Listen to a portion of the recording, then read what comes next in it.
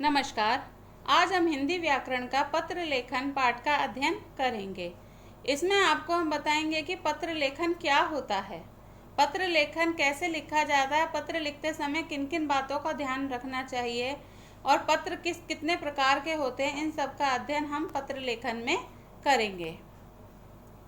पत्र लेखन ये हमारे लेखन कौशल के अंतर्गत आता है।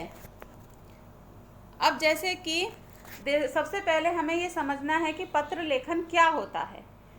अपने भावों, विचारों, सूचनाओं और संदेशों को दूर दराज तक पहुंचाने के लिए आमतौर पर पत्रों का सहारा लिया जाता है। पत्र हमारे अनेक प्रकार के होते हैं। विषय, संदर्भ, व्यक्ति और स्थिति के अनुसार भिन्न भिन्न प्रकार के पत्रों को लिखने का तरीका भी भिन्न भिन्न होता है। जैसे कि अब आपको एक पत्र का प्रारूप हम दिखा रहे हैं कि बस में छूटे गए सामान को आपके घर तक सुरक्षित रूप से पहुंचाने वाले बस कंडक्टर की प्रशंसा करते हुए उसे पुरस्कृत करने के लिए परिवहन अध्यक्ष को एक पत्र लगभग 100 शब्दों में लिखिए। अब ये हमारा एक पत्र है। अब हमें ये कैसे पता चलेगा कि ये पत्र किस तरीके का है, किसे देना है, इसमें हमें कैसी भाषा का प्रयोग करना है, तो ये सब आप इस पत्र लेखन पाठ के अंतर्गत समझेंगे।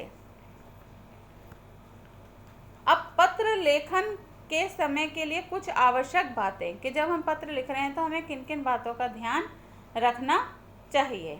जैसे कि जिसके लिए पत्र लिखा जाए उसके लिए पद के अनुसार शिष्टाचार पूर्ण शब्दों का प्रयोग करना चाहिए।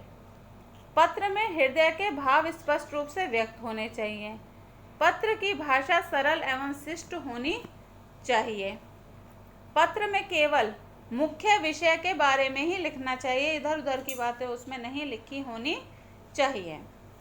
पत्र प्राप्तकर्ता की आयु, संबंध, योग्यता आदि को ध्यान में रखते हुए भाषा का प्रयोग करना चाहिए कि ऐसा ना हो कि बुजुर्ग व्यक्ति से आप बच्चों की तरह बात करें, अपने सहपाठी की तरह बात करें, तो वो गलत तरीके की भाषा का प्रयोग होगा।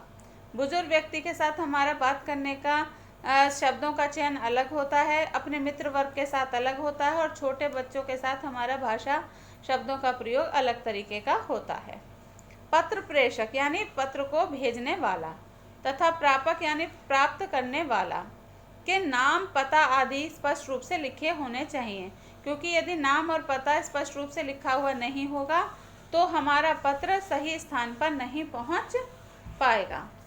अब आता है कि पत्र कितने प्रकार के होते हैं। पत्र दो प्रकार के होते हैं। पहला होता है औपचारिक पत्र और दूसरा होता है अनौपचारिक पत्र। अब समझिए औपचारिक पत्र क्या होते हैं। सरकारी, अर्ध सरकारी और गैर सरकारी संदर्भों में औपचारिक स्तर पर भेजे जाने वाले पत्रों को औपचारिक पत्र कहते हैं। इनमें व्यावसायिक, कार्यालय और सामान्य जीवन व्यवहार के संदर्भ में लिखे जाने वाले पत्रों को शामिल किया जाता है। इन पत्रों में संक्षिप्तता, स्पष्टता तथा स्वपूर्णता की अपेक्षा रहती है। अब औपचारिक पत्र भी दो प्रकार के आते हैं। पहला होता है सरकारी, अर्ध सरकारी और व्यावसायिक संदर्भों में लिखे जाने वाले पत्र। इनकी विषय वस्तु प्रशासन, कार्यालय और कारोबार में संबंधित होती है। इनकी भाषा शैली निश्चित सांचे में ढली होती है और प्रारूप भी निश्चित होता है। सरकारी कार्यालयों, बैंकों और व्यावसायिक संस्था द्वारा किए जाने वाले पत्र व्यवहार इस वर्ग के अंतर्गत आते हैं। विभिन्न पदों के लिए लिखे गए आवेदन पत्र भी इसी श्रेणी में आते हैं। अब दूसरी तरीके के औपचारिक पत्र कौन से होते हैं? जो सामान्य जीवन व्यवहार तथा अन्य विशिष्ट संदर्भों में लिखे जाने वाले पत्र। ये पत्र परिचित और अपरिचित व्यक्तियों को तथा विविध क्षेत्रों में स्मृत अधिकारियों को लिखे जाते हैं।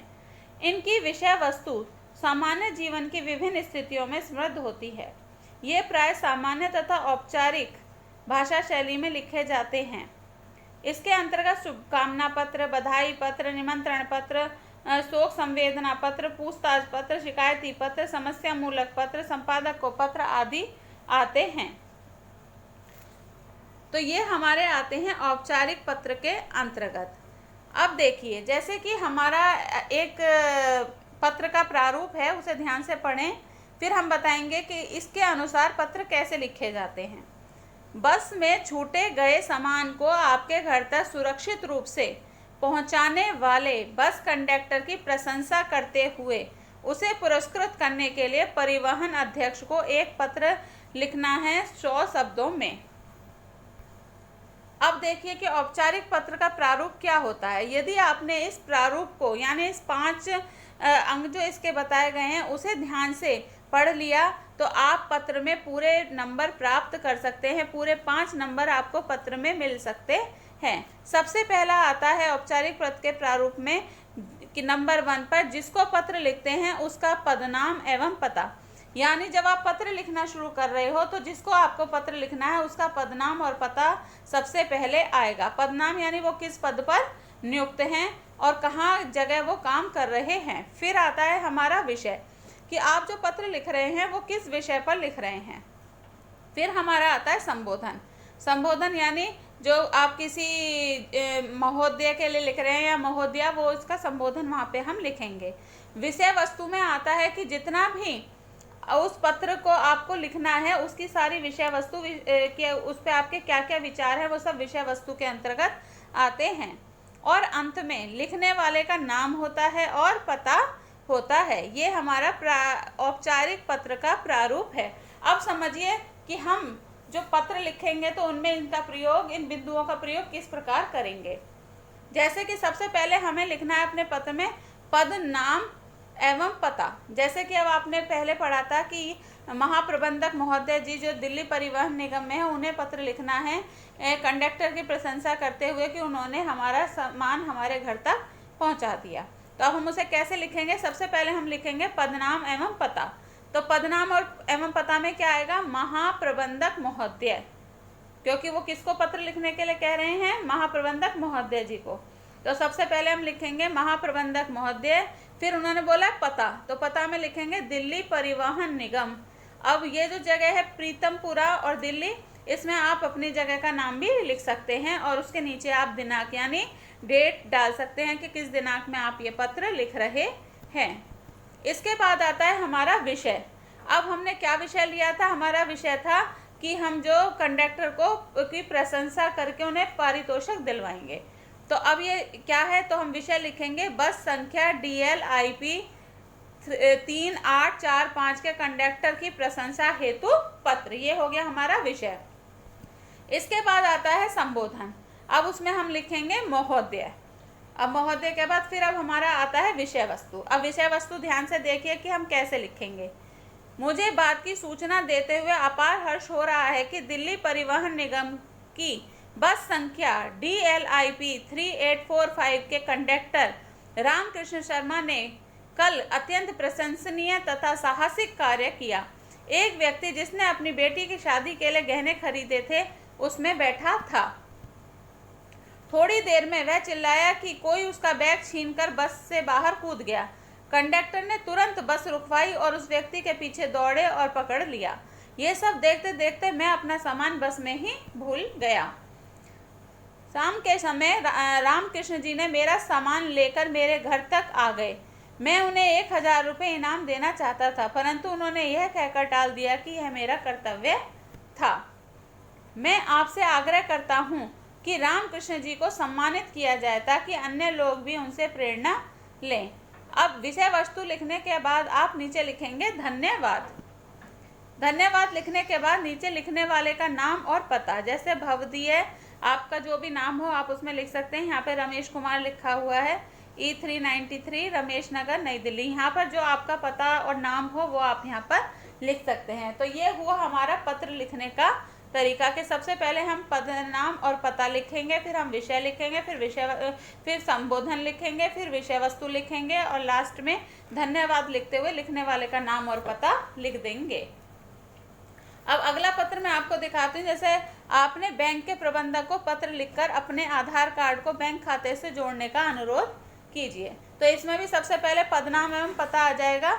तो पदनाम आएगा प्रबंधक महोदय, State Bank of India, Saraswati Vihar, Delhi, और फिर इसके बाद आ जाएगी दिनांक। तो इसमें पदनाम भी आ गया और पता भी आ गया।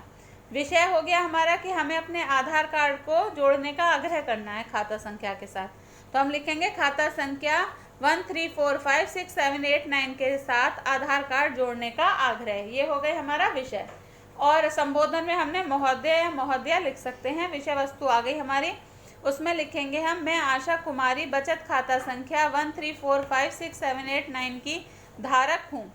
मैं आपसे आग्रह करती हूँ कि मेरे आधार कार्ड संख्या 23459876105748 को मेरे बचत खाते के साथ जोड़ दीजिए। इस पत्र के साथ मेरे आधार कार्ड की प्रतिलिपि संलग्न है। धन्यवाद। अब धन्यवाद के बाद आप नीचे अपना नाम पता लिख देंगे, जैसे भवदिया आशा कुमारी। और इसी के साथ ही हमारा औपचारिक पत्र समाप्त होता है। आशा करती हूँ कि आपने औपचारिक पत्र कैसे लिखा जाता है वो अच्छी तरह से समझ लिया होगा। धन्यवाद।